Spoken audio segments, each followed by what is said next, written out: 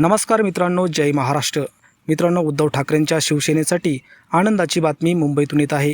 मुंबईत झालेल्या पोटनिवडणुकीमध्ये उद्धव ठाकरेंच्या शिवसेनेने भाजपला मोठा धक्का दिला आहे। या ठिकाणी उद्धव ठाकरेंच्या शिवसेनेचा मोठा दणदणीत विजय झालेला आहे।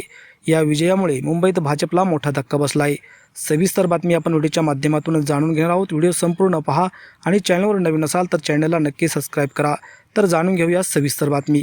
राजकारणात पुन्हा एकदा मोठी घडामोड घडली असून पोटनिवडणुकीमध्ये उद्धव ठाकरे यांच्या शिवसेनेने दमदार कामगिरी करत विजय मिळवला आहे।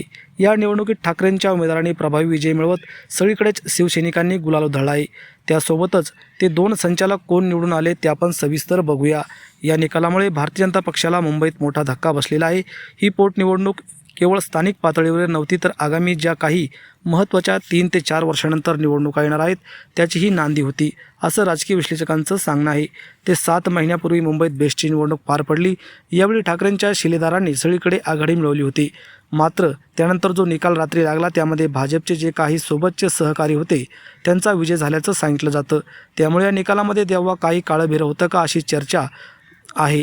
मात्र बेस्टमध्ये भाजपने ज्या सोबतचे शरदराव यांच्या संघटनेचे जे काही शिलेदार त्यावेळी निवडून आले होते, मात्र आज झालेल्या पोटनिवडणुकीमध्ये ठाकरेंचे शिलेदार हे दोन्ही निवडून आले आहे। त्यामुळे भाजपला मोठा धक्का मानला जातो। या निवडणुकीत ठाकरेच्या उमेदवारांनी सुरुवातीपासूनच आघाडी घेतली आणि शेवटपर्यंत ती कायम ठेवली। मतदारांनी मोठ्या प्रमाणात मतदान करत ठाकरेंवर विश्वास दाखवला आहे। या विजयामुळे ठाकरेंची मुंबईतील पकड अजूनही मजबूत असल्याचं या ठिकाणी चित्र स्पष्ट झालं आहे। तर मित्रांनो, तुम्हाला काय वाटतं या संदर्भात? तुमच्या प्रतिक्रिया कमेंट बॉक्समध्ये नक्की व्यक्त करा। धन्यवाद। जय महाराष्ट्र।